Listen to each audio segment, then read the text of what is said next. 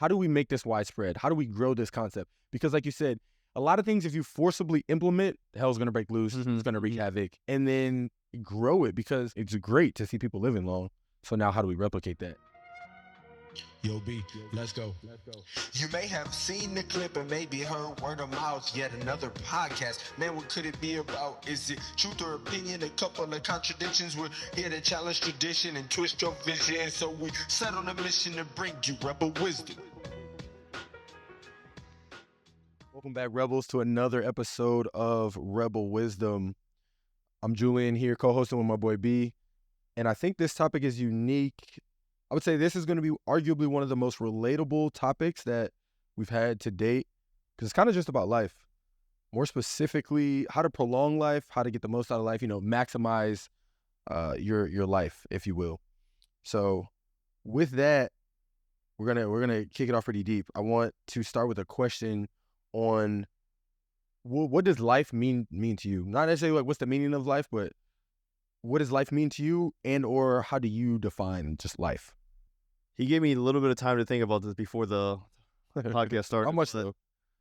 Shoot. I mean, life for me would be, I guess, living up to your full potential on what you're capable of, and then making sure that you get to the deathbed with little to no regret, if that's even possible. Right. Just to minimize the amount of regret that you have. And that'll be a good way for me to define my life. Okay. Yeah, that's good. I think took a different outlook on it. However, I agree with what you said. I guess I would add to that. I think it's cool because yours attacks more the meaning. Maybe the life of mine is like definitionally, if I had to define life, almost I always say it is like the summation of your memories and experiences. So to me, life is like what you do in life, and almost like what you do and what you remember. I guess I could layer onto that, which I kind of never thought about, what you leave behind, I guess, as well. So I would say, yeah, like your memories, your experiences, and then what you can leave behind. And then layer that onto yours. In doing that, trying to get the most out of it, I think kind of goes hand in hand. So cool. That's kind of cool. I think we kind of baseline what we try to do. So now, in thinking about that, right? How do we, and we're both entering the decade of our 30s, starting now, and again, you could be listening to this from any age, any point of life. So take it from the point you're at. How could we think about maximizing, getting the most, as you said, kind of getting the most out of life? I think there's so many categories that, dive into. Like, I think something that would help out in pretty much all categories is, it sounds taboo and cliche. Not taboo, but it sounds cliche, but just a everyday habit for me of being able to sleep a good amount of hours, being able to wake up early and go get a quick workout. Doesn't have to be anything crazy, but just to get the day going. Like, I want to start meditating again, which I have been slacking for the last few years. And I mean, if you get those covered, I feel like everything else will kind of naturally fall into its place, with wasting time to getting the stuff that you actually want to get done to. Okay. Yeah. Right. So I hear an element of like, I mean, certainly some of that stuff will take some planning. And I think a theme in some of our recent conversations has been kind of looking a little bit downrange with like planning out things and habit building. I would say like planning and habit building has definitely been a thread. And I mean, just some things we just kind of talk about all the time. So right. So to get these long-term lofty, like, hey, at the end of my life, I want to have done these things, seen these things, experienced these things. You kind of, take it day by day. I know, a motto amongst me and one of my other friend groups is like your best every day, which I try to truly embody. I don't know if I am successful every day, but taking it day by day and looking at your day for just what it is, and not kind of convoluting it with too many things. But yeah, like you said, like, I know I haven't read it, so this could be off, but I think a book you told me about was it The Miracle Morning or something? Oh, Miracle Morning. Yeah, Miracle Morning is good. And I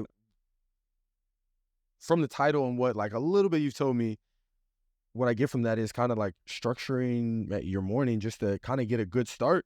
And maybe like you build those habits, but start your day off right, which will kind of carry you through your day probably in a positive manner. But then you build on that. Oh, dang, I had a good Monday. Started my morning off right. I felt good through Monday. At the end of the day, okay, I had a good Monday. Now, set you up for the week. Dang, I had a pretty good week this week. Like, roll off that energy. I think it's kind of like success begets success. So now you're in your role. Oh man, like last month was good, and just keep that rolling. But now, like, what does a good day look like? What does a good week look like? What does a good month look like? And you already touched on some sleep, maybe eating habits, like exercise habits. So I think we can kind of like tackle those one by one. You got any preferences of where you want to take this conversation?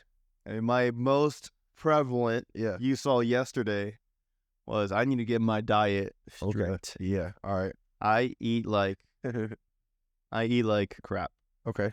Not well. Guilty and as well. It's tough. It's like I always had like self-control issues. I guess when it comes to, I don't know. I don't want to say just food because I get addicted to a lot of stuff. Hopefully no drugs. Yeah, nothing. Right. But it's like whenever I get into a topic or a video game or a book, I get really obsessed over that particular thing for a little bit. Yeah. And then at least for something that stuck is eating chips. Yeah. Which, dude, I feel I don't feel well physically and mentally after I eat the big bag of chips and like once like once I open it, it just keeps going. I can't stop. And but it's like there'll be like a quarter left. I think I'm good. But then I'm like, dude, there's literally a quarter left. I should just finish it. And would you say you have like a bit of addictive personality? No, I think I do. Okay. But it's not like I'm not addicted to the bad stuff. Yeah. Like, I will caveat, I don't want you to lose your thought. You are, as somebody that we talk often, one of my best friends. I love you. So I would agree you have a bit of addictive personality, and you capitalize on it though. Like you said, reading, and you like share stuff with me and just projects you're working on, self-betterment. Like, I just got to give you your props real quick. You do, like you've obviously recognized that, but I think you lean into it in a very healthy way. Appreciate so, like, keep building on that, but continue. Yeah, so just on the other side, you work on just not having chips. Right. And then I think I told you before, for 2025, one of the things I'm going to just not eat chips. Like it. I did no soda 2024. Yes, dude. Okay. No, I'm going to just do no chips. Are you doing good with the soda? I think I had it like once or twice. Okay. So definitely broke the goal, but it's better than... Right. Like you said, you drank way less soda than you did? Absolutely. Yeah. Because I was like, dude, you see the social media videos about how much sugar's in those like Coca-Cola products and and I used to, whenever, I'll be chilling, like, obviously I haven't chilled at my house or my parents' house for weeks in a while, but like during college, during like summer breaks and stuff, I'll just be at their house and my mom she always has her soda. So I'll just drink like 2 Sprites a day. I'm just thinking about that, like, dude, that's so bad. Yeah. It's funny you bring up the drugs and like they, some forums or like health fields will say like, oh, sugar is a drug, like they compare it to like a drug for, I guess, the addictive properties. I don't know. But I appreciate you sharing that. I'm gonna flip, like, so on my end, for dietary goal planning, I guess, I am not the best cook. If I could even call myself one at all. But so I was on the meal plan, the HelloFresh, like the delivery service thing, right? Yeah. I was doing that for a while. It was really good. This is definitely not like a paid advertisement or anything, but like shout out HelloFresh. Definitely a good delivery service. Like pretty good portions and everything. I love the cook cards, how it breaks it down. So going into 2024, I was already doing it. 2023, continued it, and I was like, all right, look, by halfway through 2024, I want to stop. And I want to like start cooking my own. I kept the cook cards, so I have like a reference.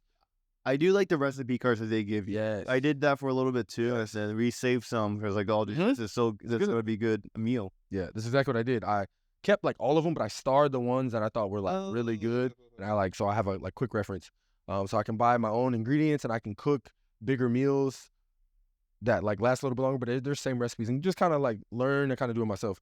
So I weaned myself off. I no longer use the service, but it's like I had a good plan, which I kind of did, but I'm not cooking as consistently. And I think that's the big thing with longevity thing. Anything you're trying to do for a long time, I'll say the first big thing is starting, and the second big thing is like staying consistent. So it's like I started, but like my consistency wavers, dude, so much. So I'm like, all right, how can I mean, it's really just like there's no excuse, just doing it really.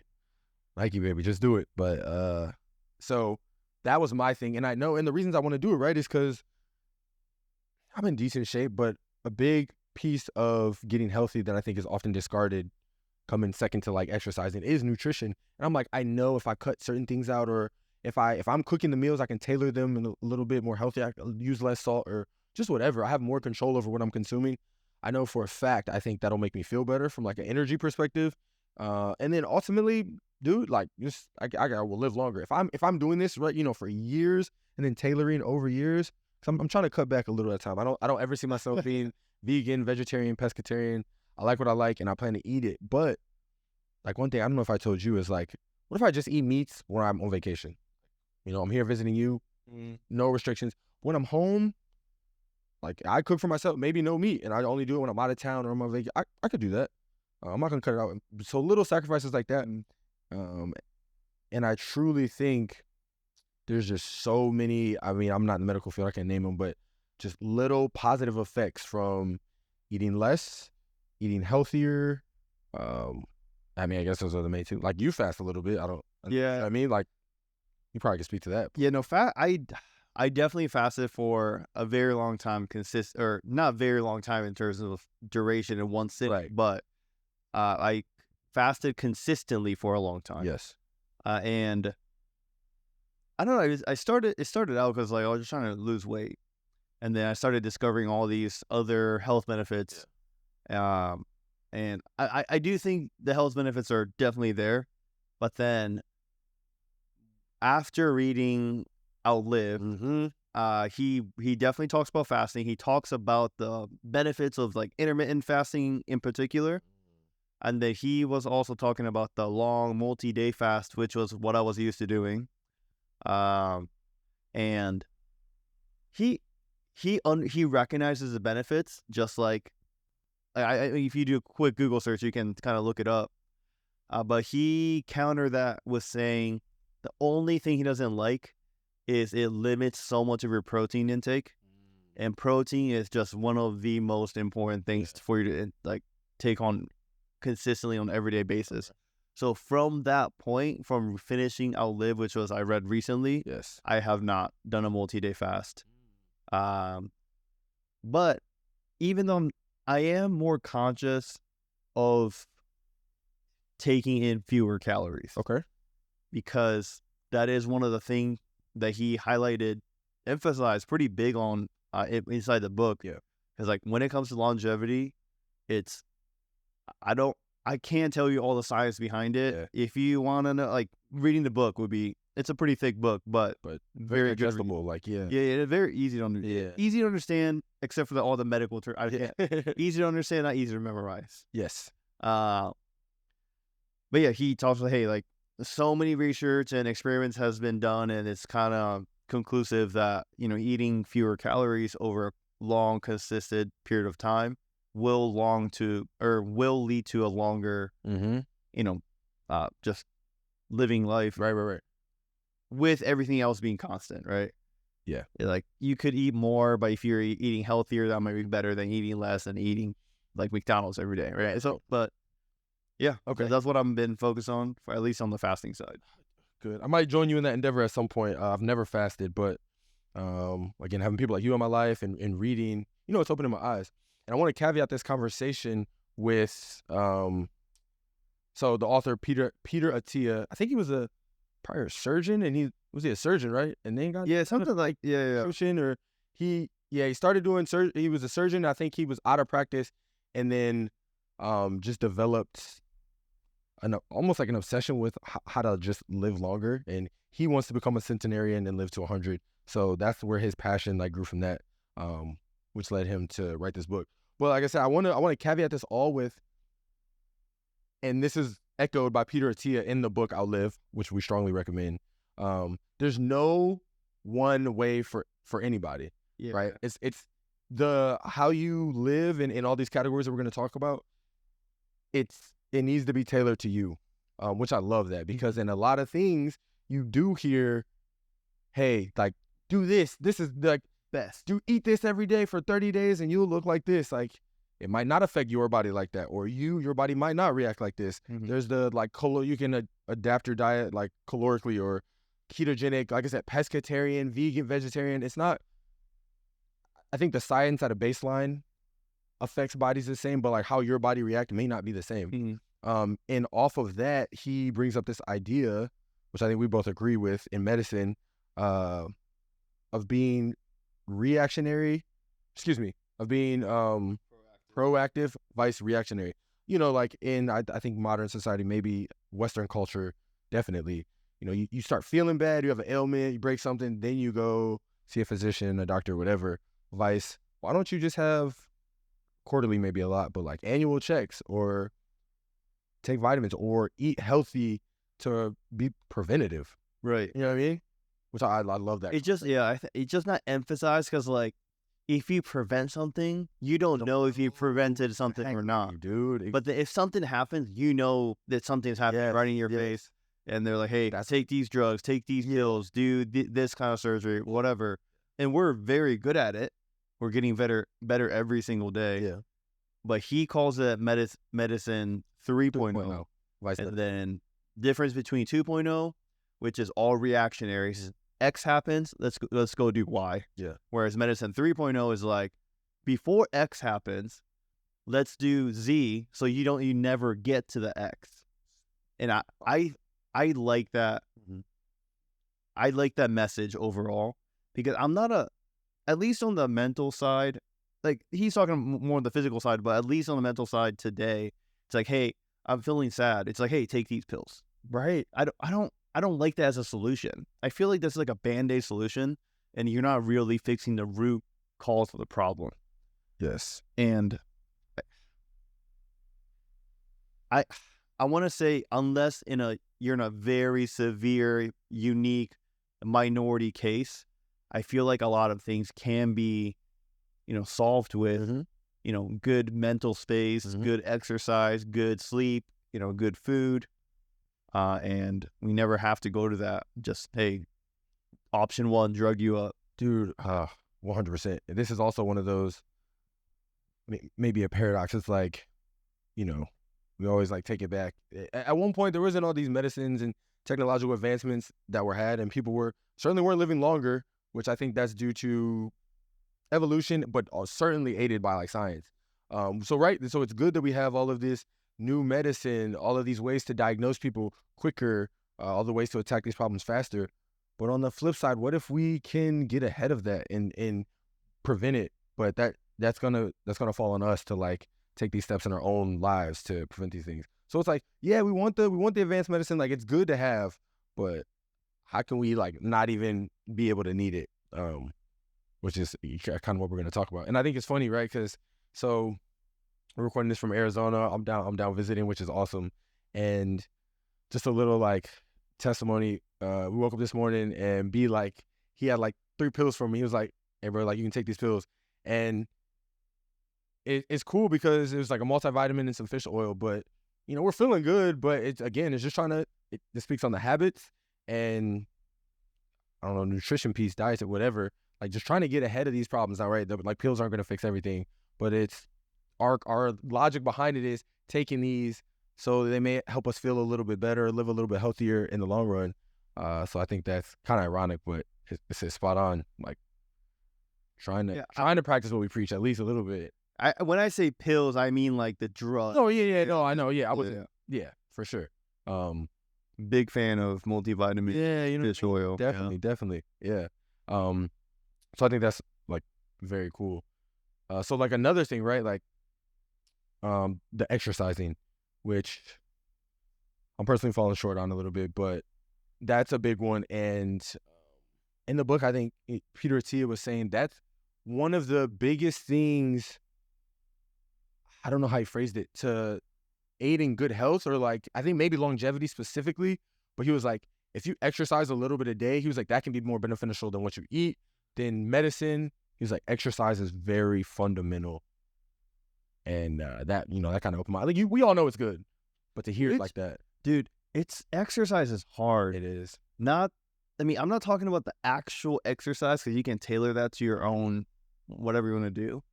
But just taking time out of your day every single day because if you want to get a 45-minute exercise, right? Not a super short one, not super long, anything crazy. But the 45 minutes, you got to come back, be in the mood. You got to change. You got to head to the gym. Even after you work out, you're going to come back from the gym, and then you're going to have to shower.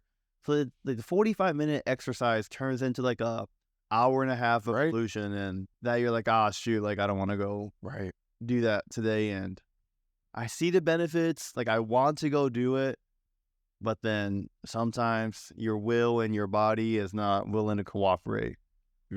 For sure. Yeah. I want to introduce another theory that I never heard of, that I pulled from reading Outlive.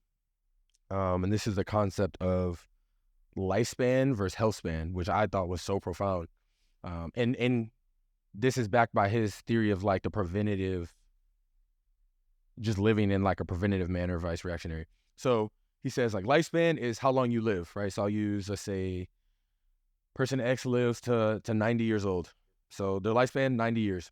Whereas health span is how long you live healthy, which is kind of subjective. But so he said most people live, like there's the delta between your health span and your lifespan is pretty big. So like the person lives to 90 years old, but they're only healthy 80 years. So from 80 to 90, it's miserable. It's in and out of hospital. It's in nursing homes. It's hooked up to tubes. It's assisted care. You're not really living, right? So take our definitions. You're not creating memories. You're not having experiences. You're not getting the most out of life. So your lifespan is 90 years, but your health span is 80 years.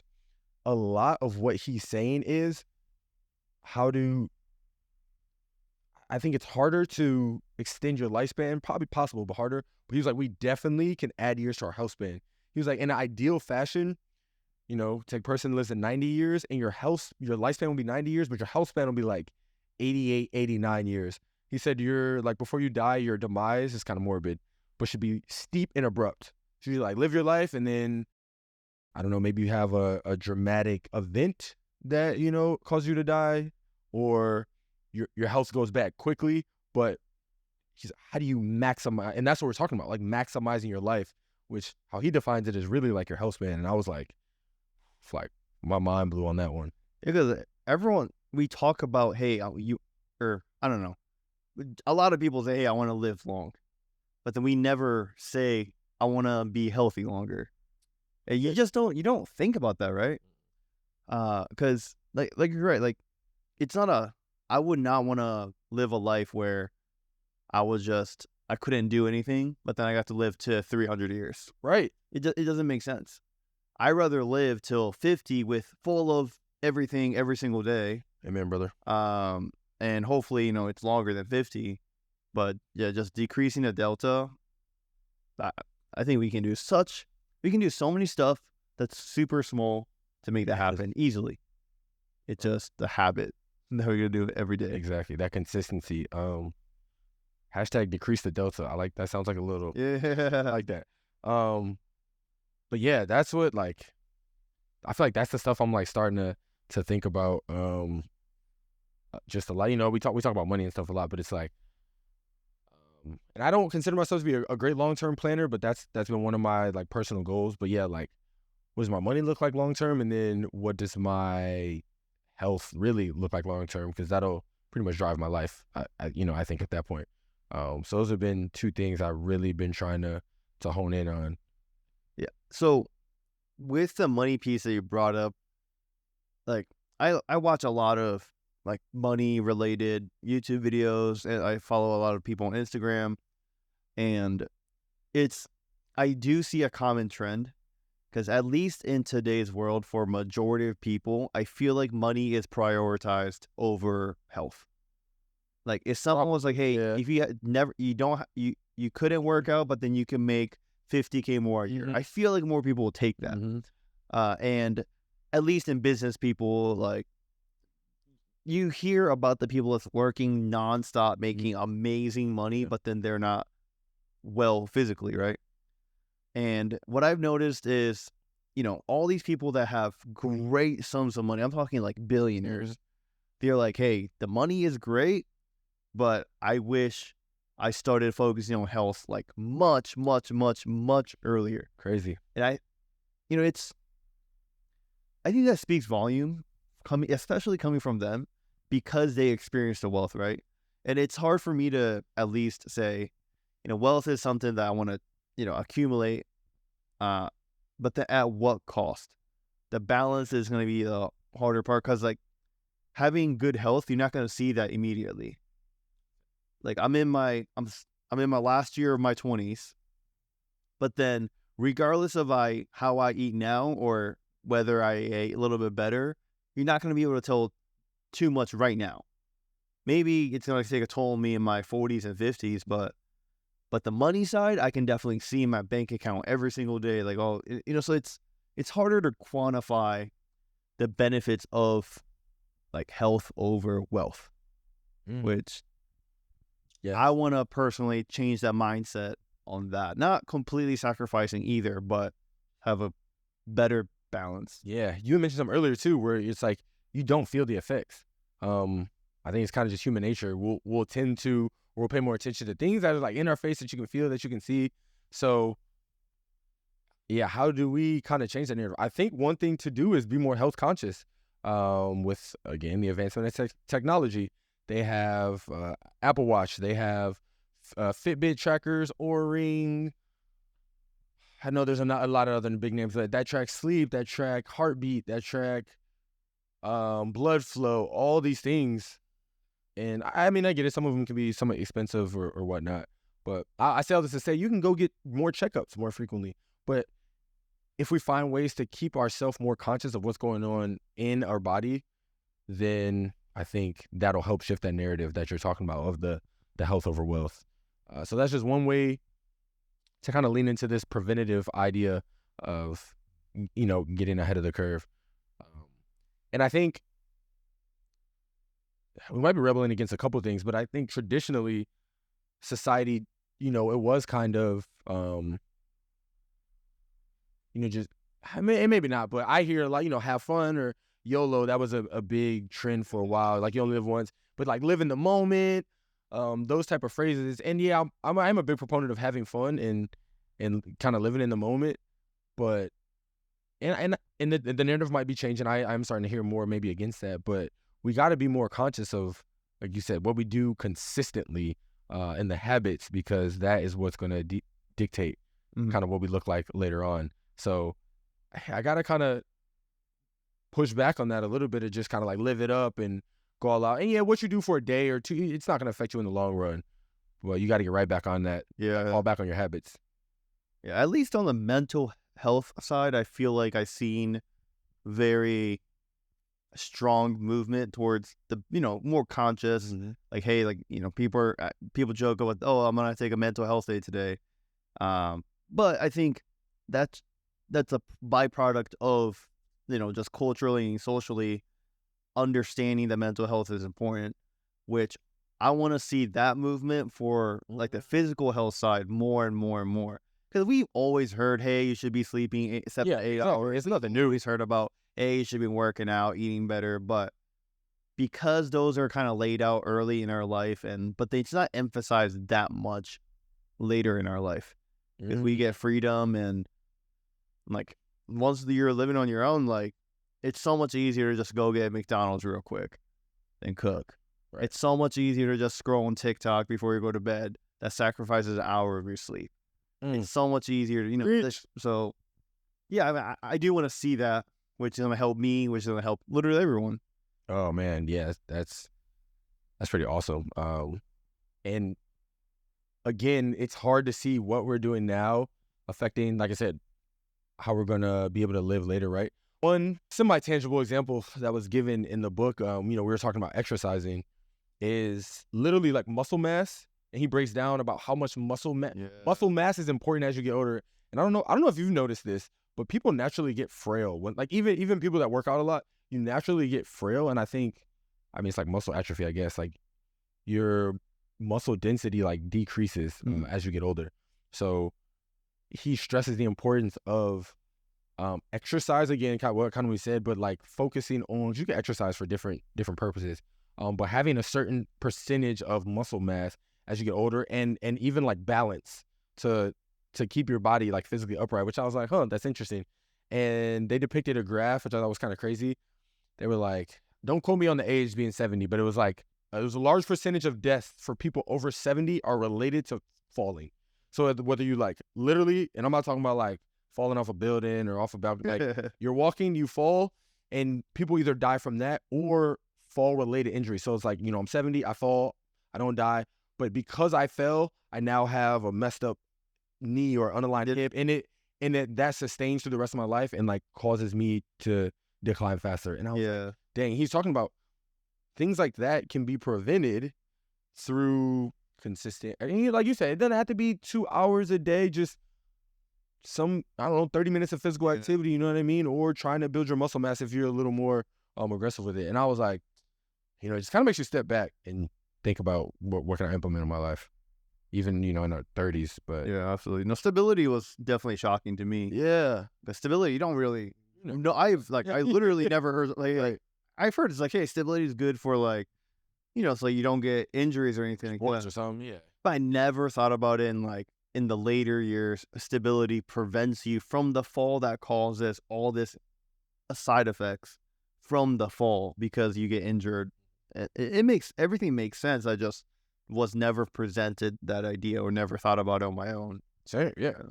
So here it's like one of the leading causes, after whatever age it was. Yeah.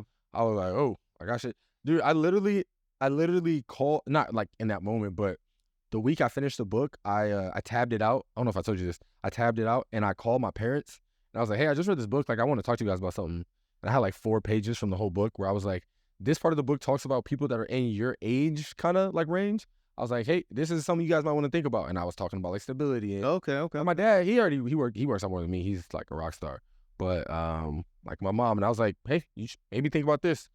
Maybe, I don't know how you guys are sleeping, but maybe think about this. And I had a discussion with my parents, which is why I mentioned another podcast where I think that was my book of the year, like my top book. Like that was probably one of my top books. I just got so much tangible information out of it, which I always do but I usually read like finance stuff and I never read medical stuff. Yeah, right.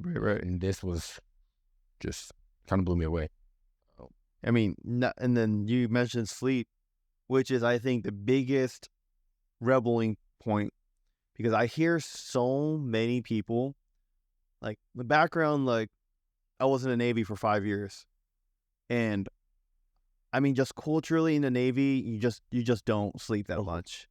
Tell me about it. The ship life is, it's just you're constantly working, and I wouldn't be like, I'm not even exaggerating. Like, I probably average like 5 hours of sleep a night.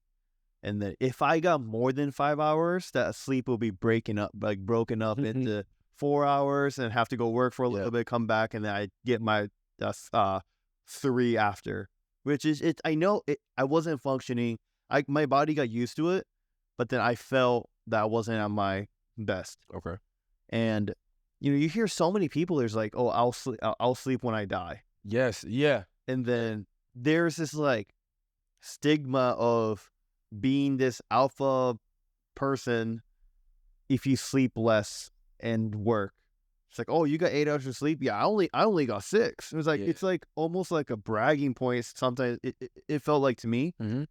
And that's not a good narrative, because on top of the mental health, physical health, like I don't even think we're here at the point to where people are talking about, hey, we should be sleeping 8 hours a night. Like I don't hear that. But that's like recommended. Yeah, I know. Like... Right. And then the book kind of shed light on how much sleep is tied to all this stuff. Yeah. And I mean, just kind of, I knew this, but like, I kind of reminded me, it's like, we're not robots. Like, we literally have to, it is kind of crazy from like an evolutionary standpoint, because when you're sleeping, you are the most vulnerable. You're not taking in energy. You're not eating. You're not doing anything. You're just sleeping for like 8 hours. Covering. Yeah, imagine how like detrimental would be in terms of survivability. Right. But we still do it after billions of years of evolution. Right. Well said. So that kind of every animal in some way, shape, or form do sleep. So that kind of shows you like there's something behind it, right? Right. Because in the book, he also talks about the narrative. I don't know the exact year that book mentioned, but it was like, I'll say 100 years. That sounds right to me. But in science, like we thought the sleep state was just like this 8 hours, like where nothing happens. And like, obviously we know that's not true today, but then we're still trying to understand everything that happens during sleep. And then every day that goes on, we learn something that's more beneficial to our overall well-being for sleep. And I used to be that guy that would be like, oh, dude, I wish I could get 8 hours of sleep, which I could have gotten 8 hours of sleep. I just chose not to because I was playing video games or like just scrolling shorts. I have physically said the words "I'll sleep when I die" before. Like that used to be me. But go ahead. So I don't know. I think that's the easiest things that change, at least for me, in terms of when we're looking at sleep, workout, diet. Like sleep thing will be the easiest for me to change. And then my wife, she likes to sleep a lot. So I need to follow, join her, need to follow suit and to get quality sleep as well. That's also a hard part because we have 2 cats, and then it's very unfortunate, but like I'm like the secondary human. Yeah. Like Megan, my wife, she's the primary human. So all the cats, like they go bug her, and then she's a very light sleeper. So like she literally wakes up like every 30 minutes, and then but I was like I heard nothing last night. Yeah, you know. But yeah, like I'm just reading that book kind of reiterated. Like I really do need to focus on just start with the easy stuff. Yep. Even if you're not getting 8 hours of sleep, just at least climb into bed with lights off at the 8 hour point. Yeah. You know. Okay. Dang, there's so many ways to go. So I think this is interesting too because we already talked about how, usually people put wealth over health. So I guess I'm kind of piggybacking off of that concept. I was listening. This was probably a couple years ago. It was one of Sean Croxton's podcasts you used to listen to. Sean Croxton. It was like did you ever live the Quote of the Day? Quote of the Day. Yeah. It was something on there.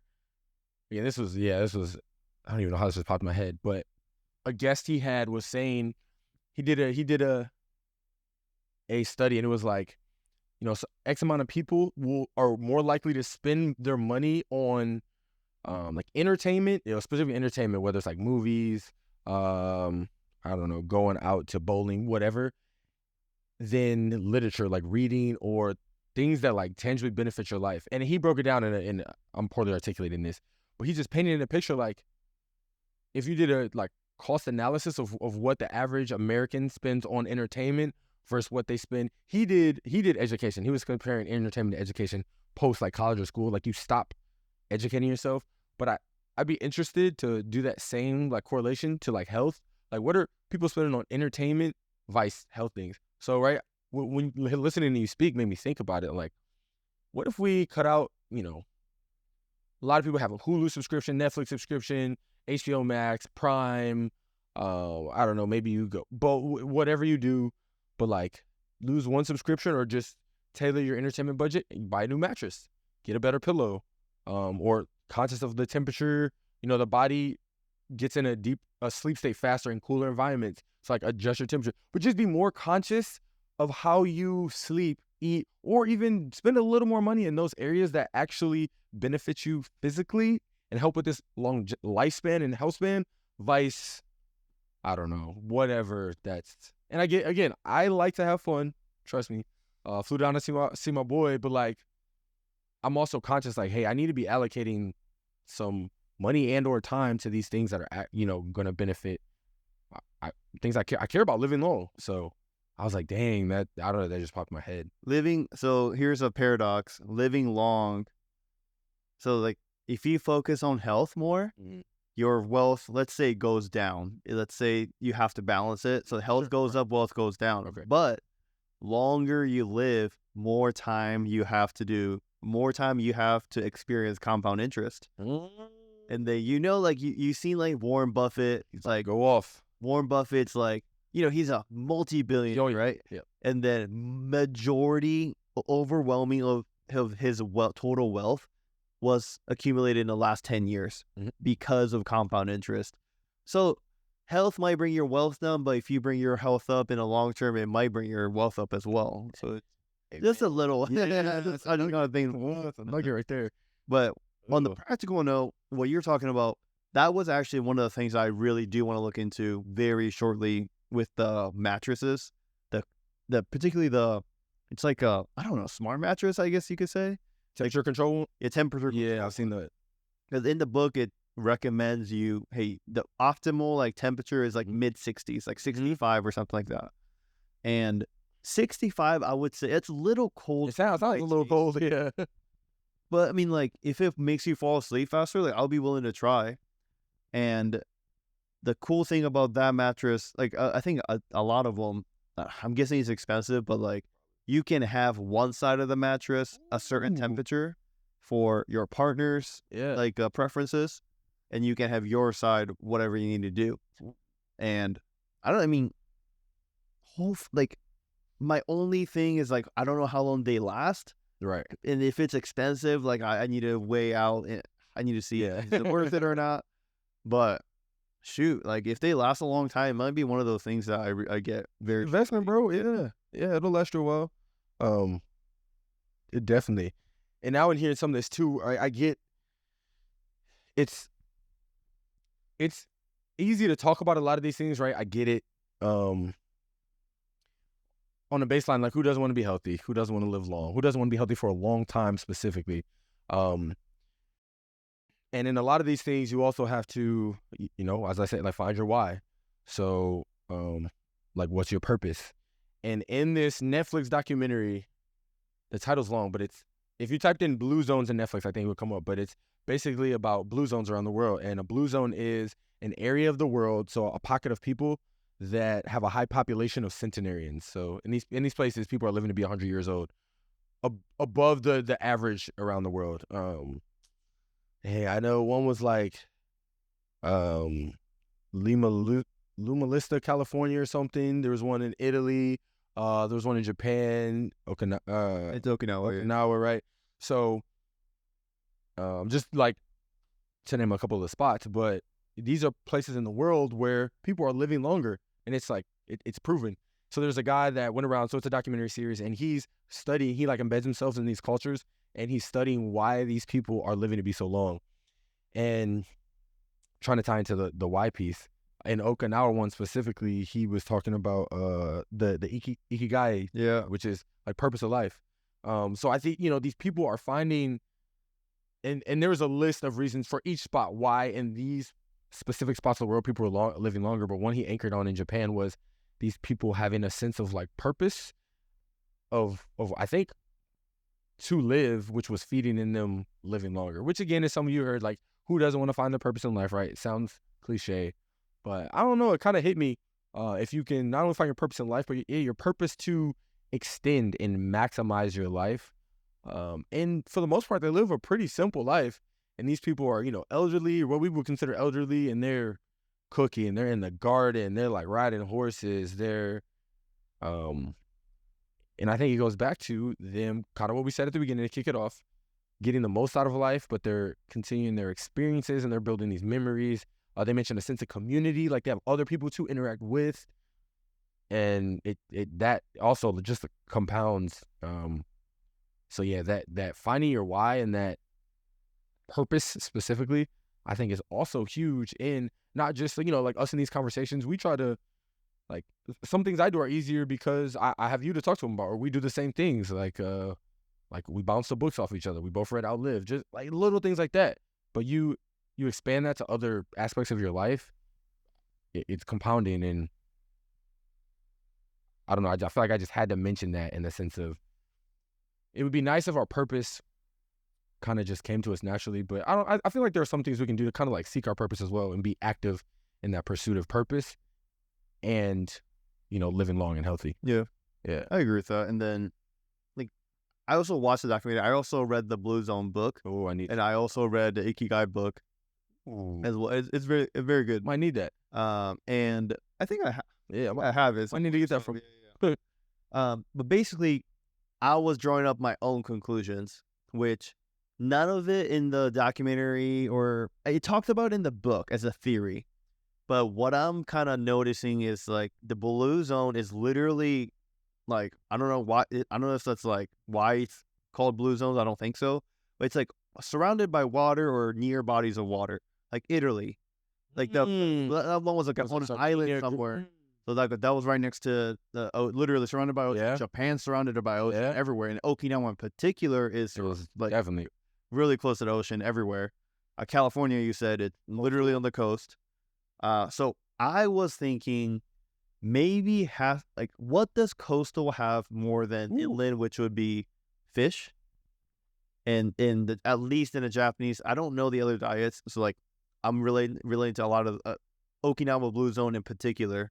But maybe I was like, maybe fish intake was, much more than the average population around the world, which would you eat the fish because fish is advantageous over other stuff, not because of protein. You can get protein in other places and other nutrients, but you don't have fish oil and other stuff. And that's when I was like, I'm gonna start taking fish oil. This was about 3 years ago, and it. Also, another thing in Japan is the idea of retirement. There's like a blurry line. Like at least in the United States. Yeah, I know. We're talking about this. Yeah. Yeah. At least in the United States, it's like, I don't know. You can call it like a money goal or like an age goal. I'm like, hey, when I hit this age, I'm gonna just retire. Well, like not working. And at least the common narrative that I think about when I hear retirement in the United States in particular. It's you just kind of chill on the TV or chill on your couch, watch TV, watch Netflix, do these like leisure activities, and you just kind of wait for your family to show up and spend time. But in Japan, I can't even. I know there's a word. I don't even know the word for retirement. It's not like a commonly spoken the vocab, right?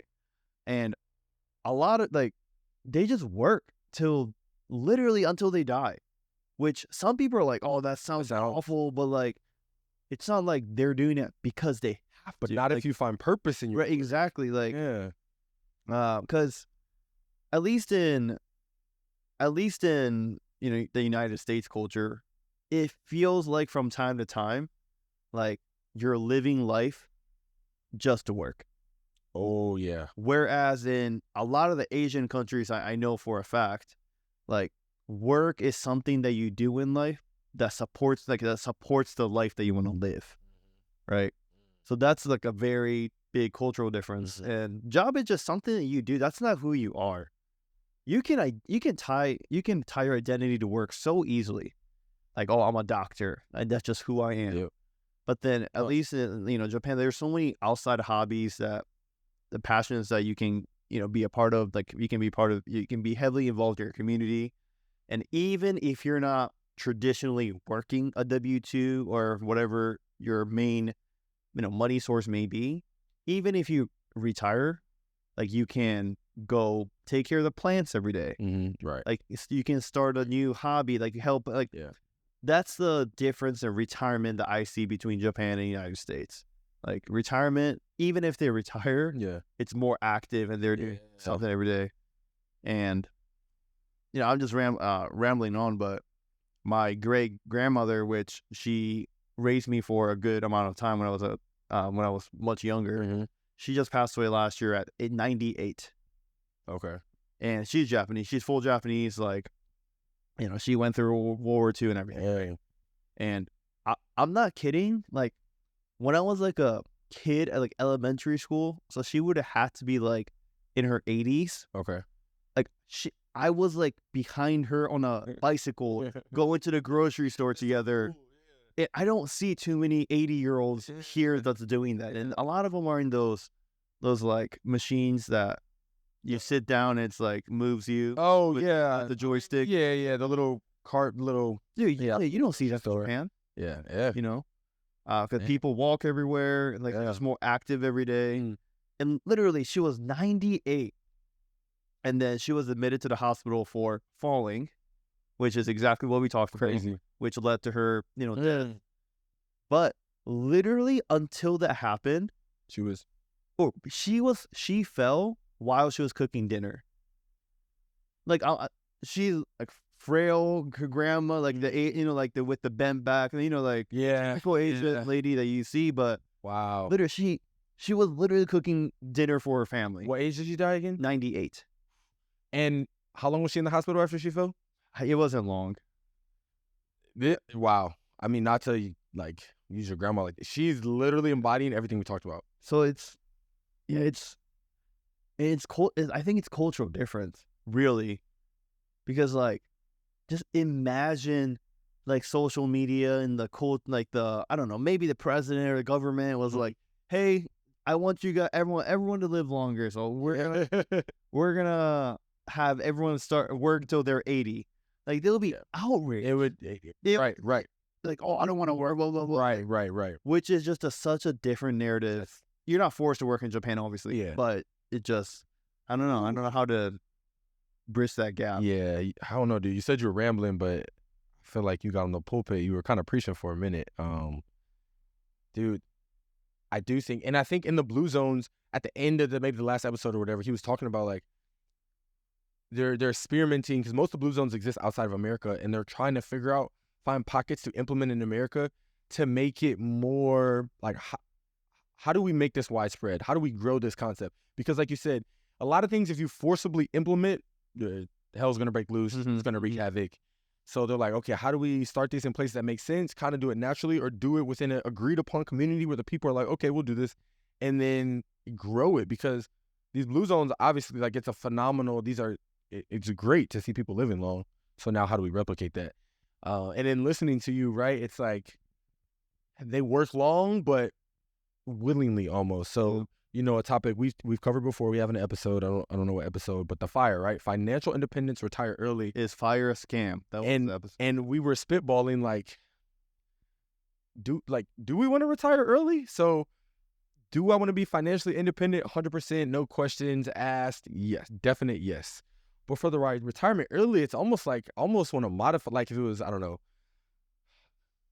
FIMWU, like a financial independence, meaningful work. Or, something like, I want to be financially independent, but I want to continue to do stuff. Like, I want to do something that's meaningful. I almost like we need work is a bold statement, but you almost like need, and that maybe work, but something to do. Something that you care about. Yeah, something passionate that we can do, because I think it's becoming to be proven that is an element. It's not what extends your life, but that is an element of extending your lifespan. Yeah. You know what I mean? There is an American quote. I'm sure everyone's heard of it. It's like, you can guess when a man is gonna die by when he retires or something, when he quits working or something like that.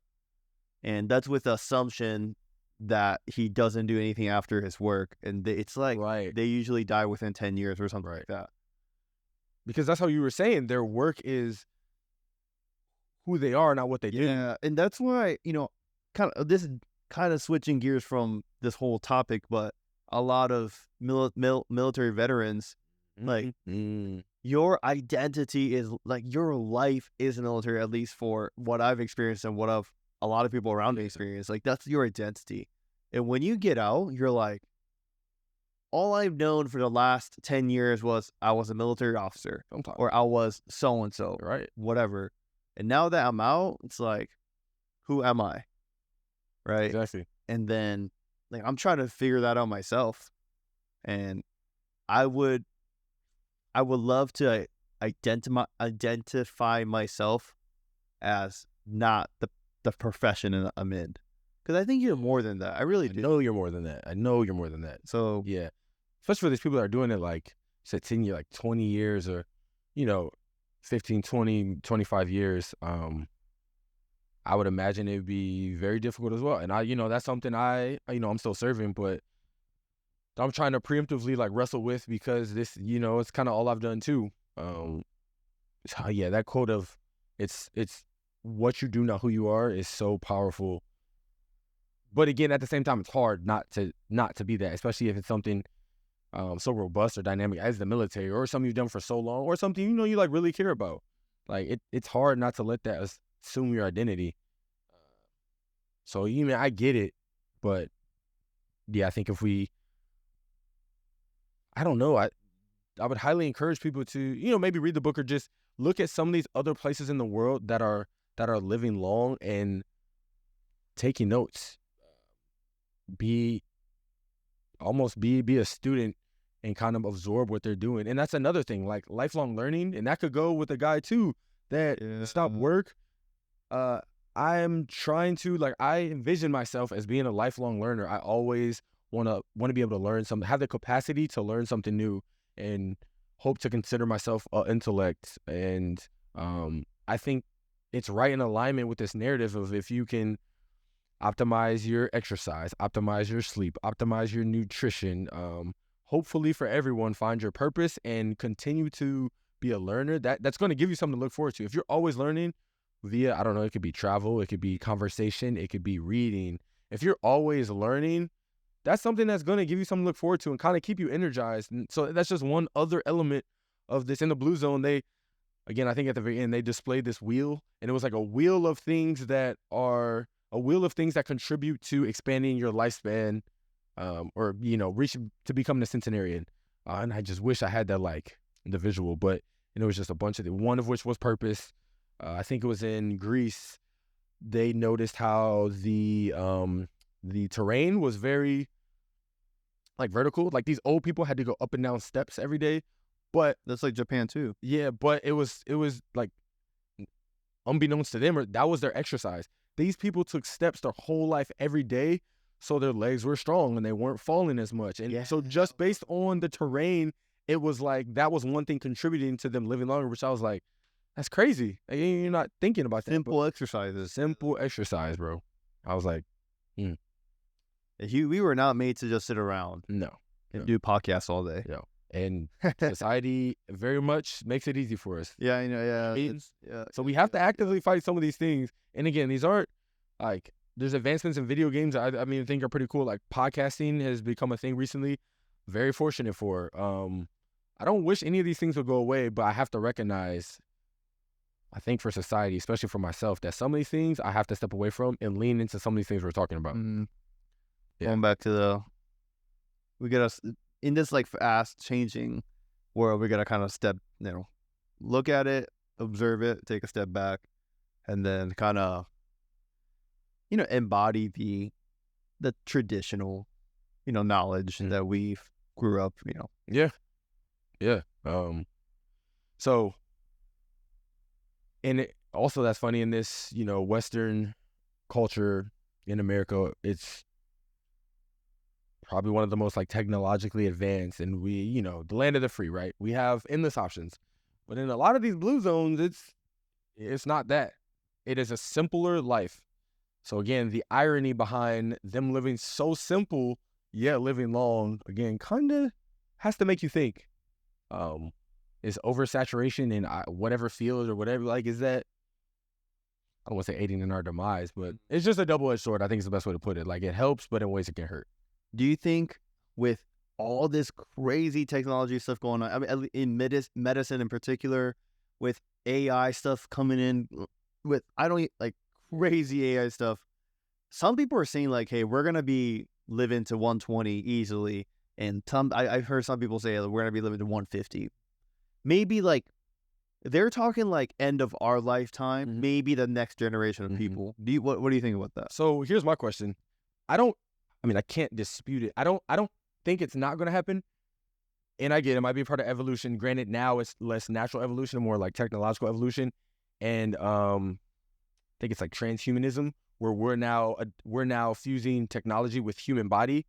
I think we're going to live longer, but are we I'm interested in how we can naturally live longer.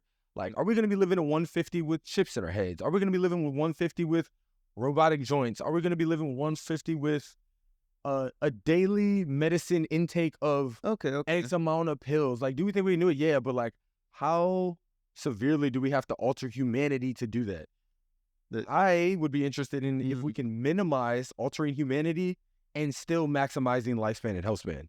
So it's like a roundabout answer. I see. My answer is like, I do think life is going to get expanded, but I think I don't know, like natural selection or Darwinism, I don't know how natural it will be. It's getting further away from natural.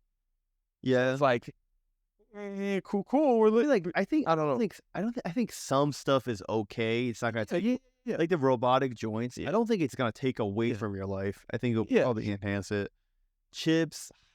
Yeah, and then it becomes either just a morality thing, like I said, humanity, and like ethical. Dude, rabbit hole. That's for government people to figure. Yeah, I don't know. But the simple answer is, I do think, I mean, we'll live longer. Like, that's the trajectory we've been on. I don't think that's.